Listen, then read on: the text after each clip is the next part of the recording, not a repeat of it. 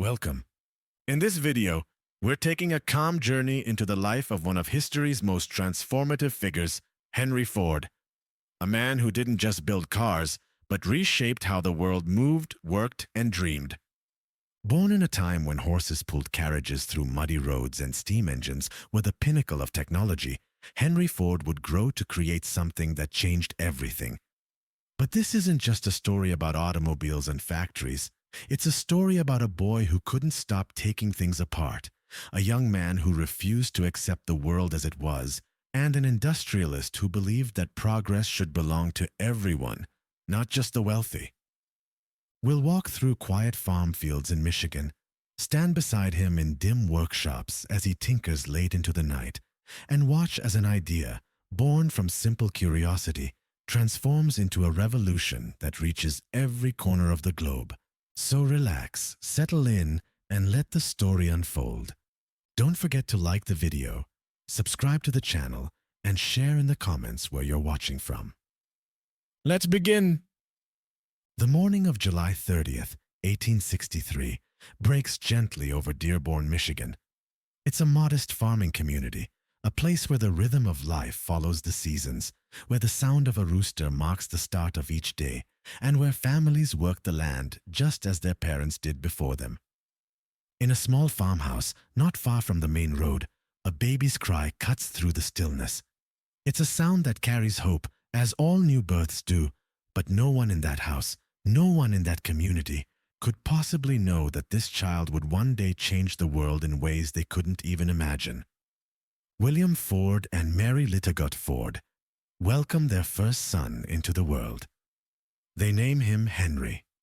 It's a simple name, strong and unpretentious, fitting for a farming family of modest means. William is an Irish immigrant who came to America seeking opportunity, and Mary, also of Irish descent, carries with her the quiet determination that defines so many immigrant families of this era. The farmhouse is simple. Wooden walls, a few rooms, furniture built by hand. There's a kitchen where Mary prepares meals, a sitting area where the family gathers in the evenings, and bedrooms upstairs where children sleep under handmade quilts. The floors creak with each step, and in winter, cold air seeps through gaps in the boards. But it's home, and it's filled with warmth that comes not from a fireplace alone, but from family. Outside, the farm stretches across acres of Michigan soil. There are fields for planting, a barn for livestock, a garden where vegetables grow in neat rows. The work is endless. From sunrise to sunset, there are crops to tend, animals to feed, fences to mend, and 1,000 small tasks that keep a farm running. Henry grows up in this world. As a small child, he follows his father through the fields, his tiny legs struggling to keep pace. He watches as William plants seeds in spring, tends them through summer, and harvests in fall. He learns early that farming is hard work, that it demands everything from a person, and that nature follows its own schedule, indifferent to human plans. But even as a young boy, something in Henry resists this life. He watches his father bent over crops, year after year, following the same patterns, doing the same work. There's a restlessness in him, a curiosity that won't be satisfied by planting and harvesting. He's 7 years old when something captures his attention completely. His mother gives him a watch. It's a small thing, a pocket watch with a metal case and a delicate face. But to Henry, it's a universe waiting to be explored. He holds it to his ear and listens to the steady tick-tick-tick. What makes that sound? What's inside this small metal case that keeps such perfect time? He takes it apart, laying each piece on the table. His mother finds him there hours later, the watch in pieces, Henry's face intense with concentration. She expects to be angry, but something in his expression stops her. He's not being destructive. He's learning. He's understanding. "Can you put it back together?" she asks. Henry looks up at her, his young face serious. "Yes," he says simply. And he does. Slowly, carefully, he reassembles the watch, piece by tiny piece. When he winds it and holds it to his ear, the tick-tick-tick returns, steady as before. He's done it. He's taken something apart and made it whole again. This becomes his obsession. Neighbors learn that young Henry Ford can fix watches and small mechanical devices. They bring him their broken timepieces, and he repairs them, sometimes sitting for hours over a single mechanism, refusing to give up until he understands how every part works together. His father doesn't quite understand this fascination. To William, watches are tools, useful for keeping time, but nothing more. The farm is what matters. The crops, the animals, the land. That's real work. Work that feeds a family and builds a future. But Mary sees something different in her son. She sees the way his eyes light up when he solves a mechanical problem. She sees his patience, his determination, his absolute refusal to accept that something can't be understood. She encourages him quietly, in the way mothers do, giving him space to explore, protecting his curiosity from a world that might crush it.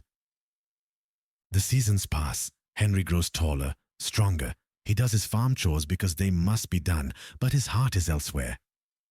When he walks through the fields, he's not thinking about wheat or corn. He's thinking about mechanisms, about ways to make work easier, about machines that could do what horses and human muscle now do. He's 13 when he sees something that changes everything. He's riding with his father in their horse-drawn wagon on a road near Dearborn. It's a normal day, warm and unremarkable, until they round a bend and Henry sees something that stops his breath. A steam engine. Not a stationary one, fixed in place at a factory or mill, but a portable steam engine, moving under its own power, pulling itself down the road. It's a massive thing, huffing and puffing, smoke rising from its stack, wheels turning without any horse or ox to pull it. It's a machine that moves itself. Henry nearly jumps from the wagon. He runs toward the steam engine, and the operator, seeing the boy's excitement, stops and explains how it works. He shows Henry the boiler where water turns to steam, the pistons that convert that steam pressure into motion, the gears that transfer power to the wheels. Henry asks question after question. How hot does the water need to be? How much coal does it burn? How fast can it go? The operator answers patiently, perhaps seeing in this intense young man something of himself at that age. When Henry finally returns to the wagon, his father can see that something has shifted.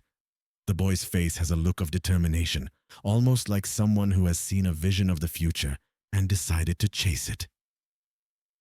A machine that moves itself, Henry says quietly, almost to himself. No horses needed. Just fire and water and metal. That night, lying in his bed listening to the quiet sounds of the farm, Henry can't sleep. His mind races. If a machine can move itself, pulling heavy loads down a road, then what else is possible? Could such a machine work on a farm, pulling plows through fields? Could it be made smaller, more practical? Could it replace the endless back-breaking labor that defines rural life? These questions don't have answers yet, but they plant themselves in his mind like seeds in spring soil, waiting to grow. The relationship between Henry and his father grows more complicated as the years pass. William loves his son, there's no question of that, but he can't understand why Henry resists the farming life. The land has provided for the family. It's honest work, respected work. Why isn't that enough? But Henry can't explain, not in a way his father would understand, that he sees a different future. He looks at the farm and sees inefficiency. He sees men and horses working from dawn to dusk, accomplishing what a good machine could do in a fraction of the time. He sees his father growing old before his time, worn down by labor that seems to Henry's mechanical mind unnecessary. When Henry is 15, his mother passes away. It happens suddenly, and the loss devastates the family. For Henry especially, it's like losing his anchor. Mary was the one who understood him, who gave him permission to be different, who protected his curiosity from a world that valued conformity. After her passing, the farm feels emptier. The work continues because it must, but something essential has gone. Henry does his chores mechanically, his mind elsewhere. In the evenings, while his father and siblings rest, Henry sits in the workshop, tinkering with whatever mechanical objects he can find. He takes apart and rebuilds tools, studies gears and levers, teaches himself principles of engineering through pure experimentation. His father watches this with growing concern. The boy needs to focus on practical matters. He needs to learn to run the farm, to take responsibility for the land and the family. But Henry seems to exist in his own world, a world of machines and mechanisms that William can't enter. The farm will be yours someday, William tells him one evening. This land, this life, it's good work, Henry. Honest work. Henry nods but says nothing. How can he explain that he loves his father, respects him, but can't imagine spending his life the way William has? How can he say that every day on the farm feels like a weight pressing down on him, that he dreams of cities and factories and machines, not fields and harvests? He's 16 when he makes a decision. Detroit is only a few miles away, close enough to reach but far enough to feel like a different world. It's a city, growing rapidly, full of factories and machine shops and opportunities for someone with mechanical skills. Maybe there in that world of industry and innovation, Henry can find what he's looking for. But he's not quite ready to leave yet. He spends another year on the farm, learning what he can, saving what little money comes his way. He practices in the workshop, building his skills, preparing himself for the moment when he'll finally walk away from this life his father chose, but he cannot accept. At night, lying in bed, he thinks about that self-moving steam engine he saw years ago. In his mind, he's already designing something better, something smaller, more efficient, more practical. He doesn't have the knowledge yet, doesn't understand the engineering principles, but he has vision. And sometimes vision is enough to start with. The farm continues its eternal rhythm: spring planting, summer growing, fall harvest, winter rest. But Henry no longer moves with that rhythm. He's already somewhere else in his mind, already building the future, even if his hands are still here, doing farm work under the Michigan sky. His younger siblings watch him curiously. He's different from them, always has been. They accept farm life naturally, but Henry seems like he's waiting for something, preparing for something, even if no one, including Henry himself, can quite say what that something is.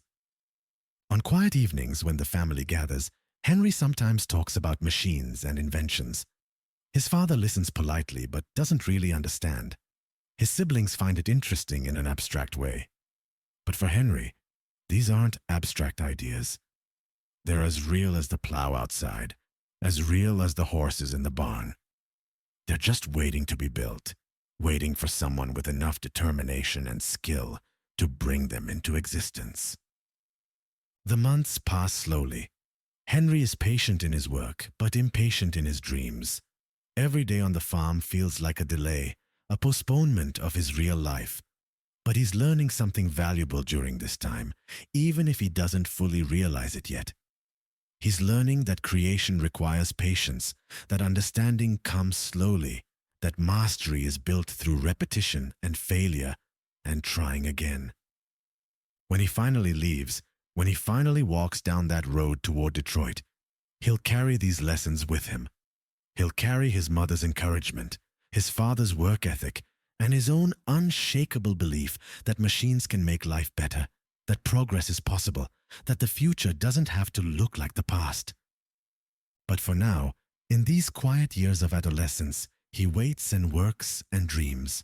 A young man on a farm in Michigan, already building an empire in his mind, piece by careful piece, like a watch being assembled on a kitchen table late at night. The morning Henry Ford finally leaves the farm, the sky is overcast, heavy with the promise of rain. He's 17 years old, carrying a small bag with a few clothes and tools, walking down the dirt road that leads away from the only home he's ever known. He doesn't look back. Not because he doesn't love his family, but because looking back might weaken his resolve. Detroit waits ahead, and with it, the future he's been dreaming about for years. The walk takes hours. The road is rutted and muddy in places, and he passes other farms, similar to his own. People working in fields, tending animals, living the same life his father lives. Each farm he passes reinforces his decision. This isn't the life for him. It never was. Detroit in 1880 is a city transforming itself. The population is growing rapidly, swelling with immigrants and young people from rural areas, all seeking opportunity. Factories are rising along the Detroit River, their smokestacks already marking the skyline. The streets are busier than anything Henry has experienced, filled with wagons, horses, and people moving with urban purpose. Henry finds a room in a boarding house, a small space barely large enough for a bed and a trunk. The walls are thin, and he can hear other residents through the floorboards, but it's his. It's independence. That first night, lying on an unfamiliar bed in an unfamiliar place, he feels something he hasn't felt on the farm. Excitement. Pure, uncomplicated excitement about what comes next. Finding work isn't difficult for someone with mechanical skills. Detroit's industrial growth creates constant demand for machinists, toolmakers, and anyone who understands how machines work. Henry starts at the James F. Flower and Brothers Machine Shop, a place that specializes in manufacturing brass and iron components. The work is different from farm labor. Instead of open fields and sky, there are enclosed spaces, the smell of metal and oil, the sound of machines running constantly. But to Henry, it's perfect. He's surrounded by precisely the things that fascinate him most: gears, lathes, drills, the physical manifestation of mechanical principles he's been teaching himself for years. He watches everything. When experienced machinists work, Henry positions himself where he can observe their techniques. When a complicated machine needs repair, he volunteers to help, even if it means staying late without extra pay. He's not just working for wages, he's collecting knowledge, building an understanding of how industrial machinery functions at scale. The other workers notice this intensity. Some find it admirable, others think he's trying too hard, trying to prove something. But Henry doesn't care about their opinions. Every day in the machine shop is an education he couldn't get any other way. In the evenings after work, he doesn't rest. He finds another part-time job at a jewelry shop, repairing watches and clocks. It's the skill he developed as a child, and it provides extra income while keeping his hands nimble and his mind sharp. There's something meditative about watch repair, the absolute precision required, the way every tiny component must fit perfectly. These lessons in exactness will serve him later, though he doesn't know it yet. The boarding house becomes a place only for sleeping. Henry spends his waking hours either working or exploring Detroit's industrial landscape. He visits other machine shops, introduces himself to foremen and owners, asks questions about their processes. Some dismiss him as a curious kid, but others see his genuine interest and take time to explain their work. There's a hunger in him during these years, an appetite for knowledge that seems impossible to satisfy.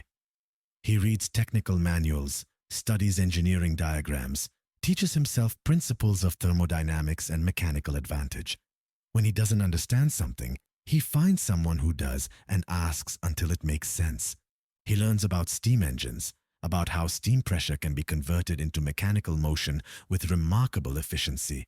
He studies different types of engines, stationary and portable, learning their advantages and limitations. That self-moving steam engine he saw years ago on the road near Dearborn remains in his mind, a symbol of what's possible. But steam engines have limitations. They're large, heavy, require constant supplies of water and fuel. Henry starts thinking about alternatives. Internal combustion engines are beginning to emerge in Europe, though they're still experimental, unreliable. But the principle fascinates him, the idea of small, controlled explosions creating power. Could such an engine be made practical? Could it be small enough, reliable enough, to power a vehicle? These are just questions now, theoretical problems to solve eventually. But they occupy his thoughts constantly. Walking through Detroit's streets, he imagines vehicles moving without horses, powered by compact engines, practical enough for ordinary people to own and operate. After 3 years at Flower Brothers, Henry moves to the Detroit Dry Dock Company, a facility that builds and repairs ships. It's a different kind of work, larger scale, heavier machinery. He learns about marine engines, about how to generate power reliably in harsh conditions. He sees how complex mechanical systems can be maintained and repaired even when far from manufacturing facilities. The Dry Dock Company also exposes him to different management approaches. He watches how work is organized, how materials are moved efficiently, how skilled workers coordinate their efforts on large projects. He's still young, still just a machinist, but he's observing everything, filing away lessons about organization and efficiency that will become crucial later. During this time, he returns to the farm occasionally, usually on Sundays. His father is always glad to see him, though their conversations are sometimes strained. William still hopes Henry will come back permanently, take over the farm, settle into the life he left. But each visit makes it clearer that Henry has chosen a different path. They walk through the fields and William talks about crops and weather and the practical concerns of farming. Henry listens respectfully, but his mind is elsewhere. He's thinking about engines and machines, about the future he's building in Detroit. The gap between them widens, not through conflict, but through diverging visions of what matters in life. His mother's absence is felt most during these visits. She would have understood, would have encouraged his ambitions while helping his father accept them. Without her mediation, the two men struggle to connect across the divide between agricultural tradition and industrial innovation. In 1882, Henry leaves Detroit briefly to take a position with Westinghouse, not at a factory but as a traveling serviceman. Westinghouse has been selling portable steam engines to farms throughout Michigan, and they need skilled technicians to set them up, maintain them, and repair them when they break down. For Henry, it's a perfect role. He travels from farm to farm, working with the very machines that first captured his imagination. He learns every detail of how they operate, how they fail, and how to fix them. He also sees firsthand how they transform farm work, how a single steam engine can do the work of dozens of men and horses. But he also sees their limitations clearly now. They're expensive, complicated, require significant expertise to operate safely. Most farmers can't afford them, and those who can often struggle to maintain them. There has to be a better way, a simpler machine that's more accessible, more practical for ordinary people. These months traveling through rural Michigan give Henry a unique perspective. He sees both worlds, the industrial world of Detroit with its factories and possibilities, and the agricultural world of his childhood with its endless manual labor. He understands what each needs, and he begins to envision something that could bridge them, a machine that brings industrial power within reach of ordinary farmers and workers. When he returns to Detroit in 1883, he's 20 years old and has accumulated an extraordinary education in practical mechanics. He hasn't attended a formal engineering school, doesn't have a degree, but his knowledge is deep and practical, earned through direct experience rather than textbooks. He takes a job at the Eagle Iron Works, another machine shop, another opportunity to learn and grow. By now, he's developed a reputation as an exceptionally skilled machinist, someone who can solve problems others find too difficult. Employers value him, offer him better positions, higher wages. But money isn't his primary motivation. Knowledge is. In the evenings, he begins sketching designs. He fills notebooks with drawings of engines, vehicles, mechanical systems. Most are theoretical, beyond his current ability to build, but the act of designing helps him think through problems. How could an engine be made smaller without losing power? How could a vehicle be constructed that's light enough to move easily but strong enough to be reliable? What materials would work best? What manufacturing processes would be required? He's still years away from being able to answer these questions definitively, but he's preparing himself, building the knowledge base he'll need when the time comes to move from theory to practice. It's during this period that he meets Clara Jane Bryant. She's the daughter of a farmer from a nearby county, visiting relatives in Detroit. They're introduced at a dance, a social event Henry normally avoids because he'd rather be working, but something about Clara captures his attention. She's quiet but observant, intelligent in a practical way that reminds him of his mother. When he starts talking about machines and engines, expecting her eyes to glaze over like most people's do, she listens with genuine interest. She asks questions that show she's actually thinking about what he's saying, not just being polite. Their courtship is slow and careful. Henry isn't naturally romantic or expressive with emotions, but Clara sees something in him that others miss. She sees the determination, the vision, the absolute commitment to something larger than himself. She understands that marrying Henry Ford means marrying someone whose first love is his work, but there's something appealing about that intensity. They marry in April 1888. Henry is 24, Clara is 22. The ceremony is small, held at Clara's family home. Henry's father attends, still hoping this marriage will settle his son down, maybe bring him back to farming. But Clara knows better. She knows she's married a dreamer and an inventor, someone who won't rest until he's built the future he sees so clearly in his mind. As a wedding gift, Henry's father gives them 80 acres of farmland, one final attempt to pull his son back into agricultural life. Henry and Clara move to the property, build a small house. For a few years, Henry tries to balance farming with his mechanical interests. He plants crops, raises timber, operates a sawmill. But his heart isn't in it. The farming is just a means to an end, a way to have land and independence while he continues his real work. He sets up a workshop next to the house, fills it with tools and equipment. In the evenings and on weekends, while other farmers rest, Henry works in this shop. He experiments with engines, tries different fuel types, tests various mechanical configurations. Clara brings him meals out to the workshop, finds him covered in grease and oil, completely absorbed in some mechanical problem. She never complains. Some wives might resent being second to machines and engines, but Clara seems to understand that this is who Henry is fundamentally. Trying to change him would be like trying to change the direction of a river. Better to support him, give him the space and peace he needs to work. In 1891, their only child Edsel is born. Fatherhood changes Henry in some ways, makes him think about legacy and future. But it doesn't diminish his obsession with engines and vehicles. If anything, it intensifies it. He wants to build something that will matter, that will still exist when Edsel is grown, something that will make his son's world better than his own. The farm continues, but Henry's focus increasingly shifts elsewhere. Detroit is growing rapidly, becoming a major industrial center. The Edison Illuminating Company is expanding its operations, bringing electrical power to more homes and businesses. They're looking for skilled engineers, people who understand complex machinery and can solve practical problems. In 1891, Henry makes a decision.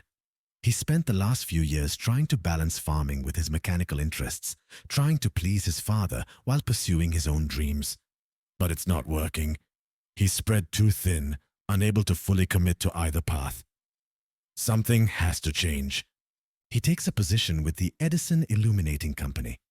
The salary is modest at first, but it's steady work in his field.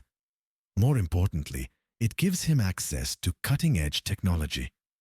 Electrical generation requires sophisticated machinery, efficient engines, precise control systems. It's exactly the kind of environment where Henry can continue learning and growing. Clara supports the decision immediately.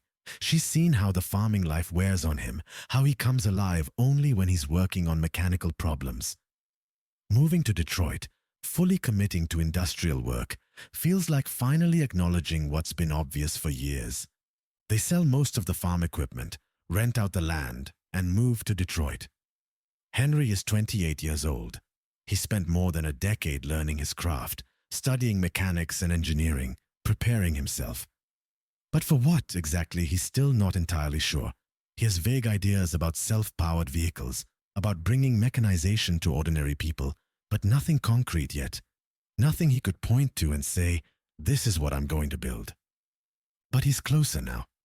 Working for Edison Illuminating Company, he has stable income and, more importantly, access to a machine shop where he can work on personal projects during off hours. The company doesn't mind, might even encourage it. Thomas Edison himself is famous for encouraging innovation and experimentation among his employees. Henry's official role is as an engineer, responsible for maintaining and repairing the electrical generation equipment.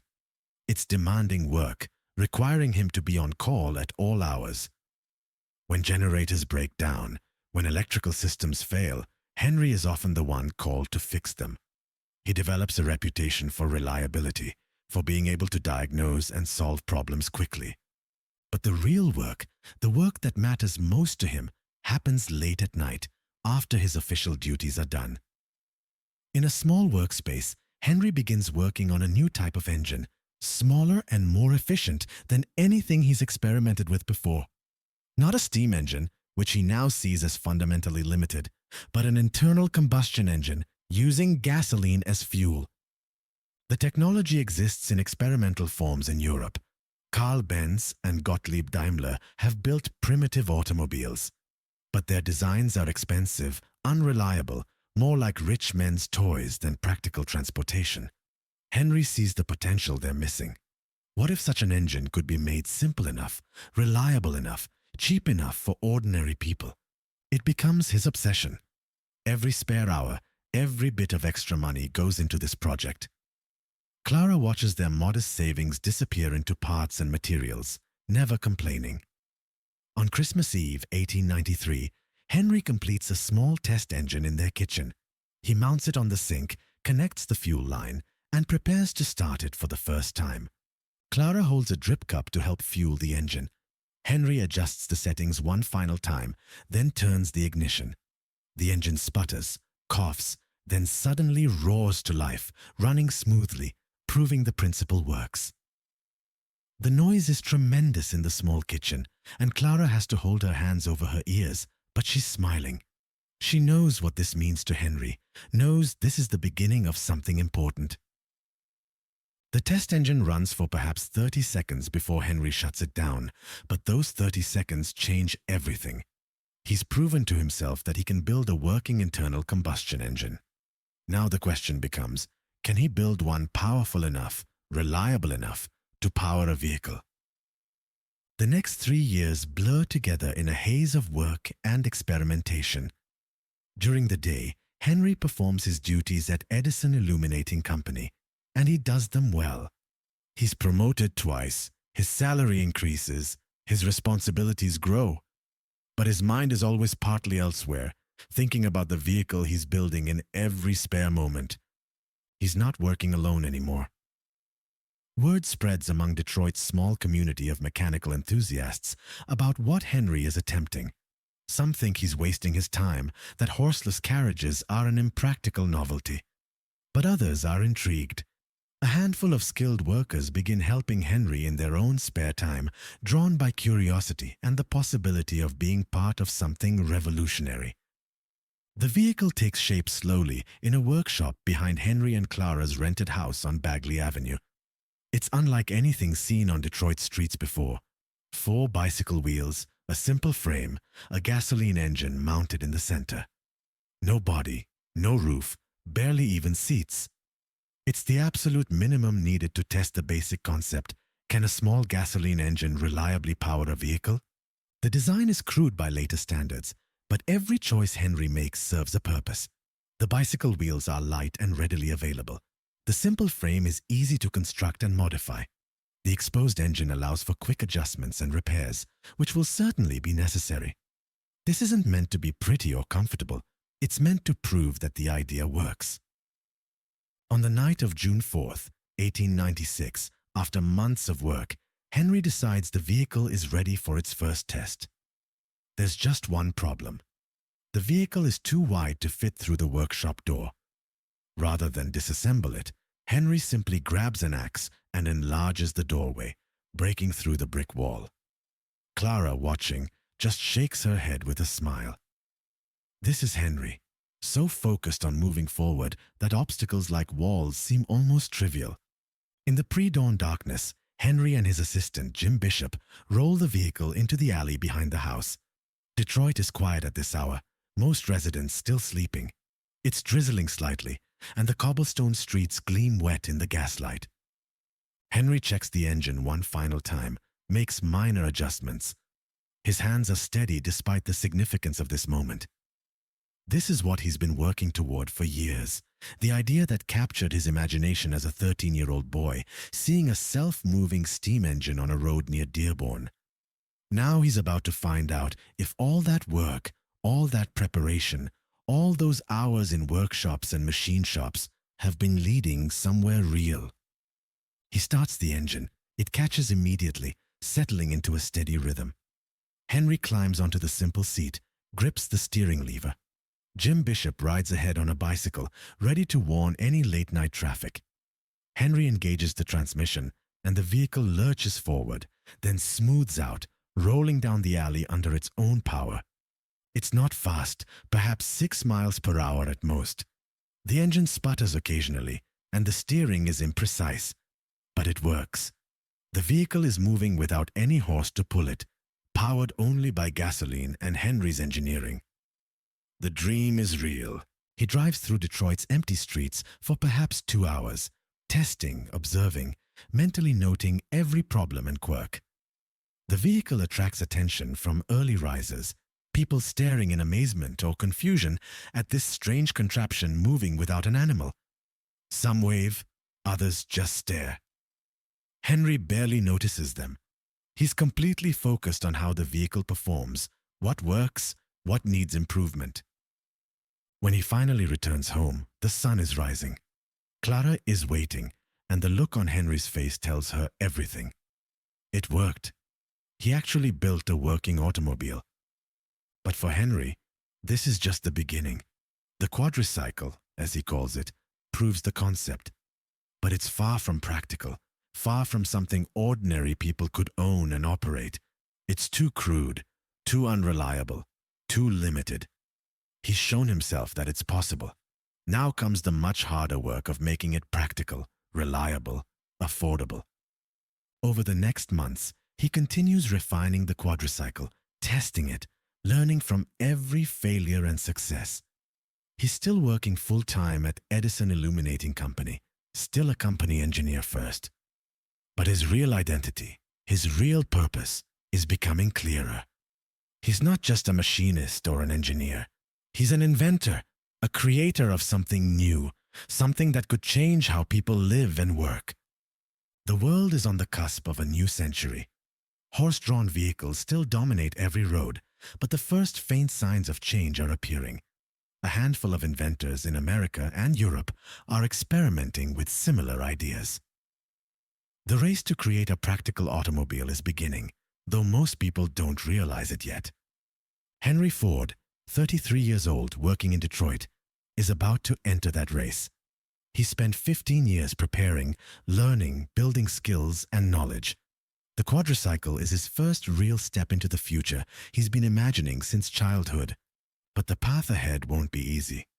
Building one experimental vehicle is very different from creating a business, from manufacturing automobiles at scale, from convincing the public that horseless carriages are more than just expensive toys for the wealthy.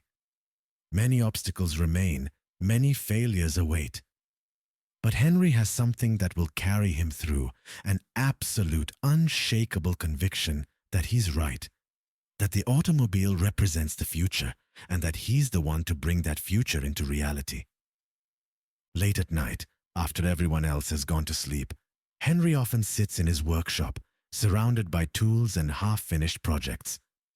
The quiet hours are when he thinks most clearly, when he can envision not just the next step, but the entire journey ahead. He sees factories producing automobiles by the thousands. He sees ordinary workers and farmers owning and driving vehicles that once seemed impossible. He sees a world transformed by the machine he's beginning to create. It's an audacious vision bordering on grandiose. But Henry Ford has never been interested in small dreams. The boy who took apart watches to understand how they worked has become a man taking apart the world as it exists, imagining how it could work better, more efficiently, more democratically. The new century approaches. The old ways are ending, though most people don't see it yet. But Henry sees it. He's not just observing the change, he's creating it, one mechanical breakthrough at a time, in workshops and machine shops and small rented houses in Detroit, Michigan. The quadricycle sits in his shed, a crude prototype, but to Henry it represents everything. Possibility, progress, the future waiting to be built. And he's ready to build it. The summer of 1896 passes in a blur of refinement and testing. Henry drives the quadricycle whenever he can, learning its limitations intimately. The steering is too loose, requiring constant correction. The engine lacks power on hills. The transmission is crude, offering only 2 speeds. The brakes are barely adequate. Every journey reveals new problems, new opportunities for improvement.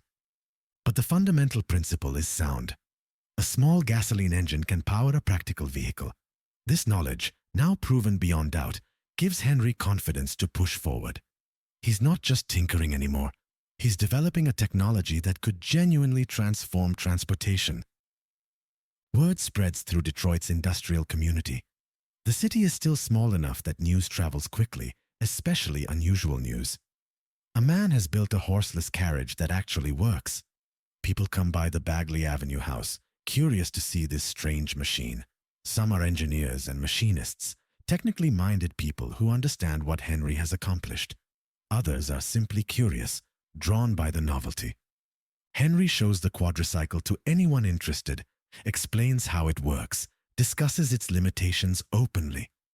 He's not secretive or protective. The more people understand about automobiles, he reasons, the more support there will be for developing them further. Besides, he's confident that understanding the basic principle and actually building a reliable vehicle are very different challenges.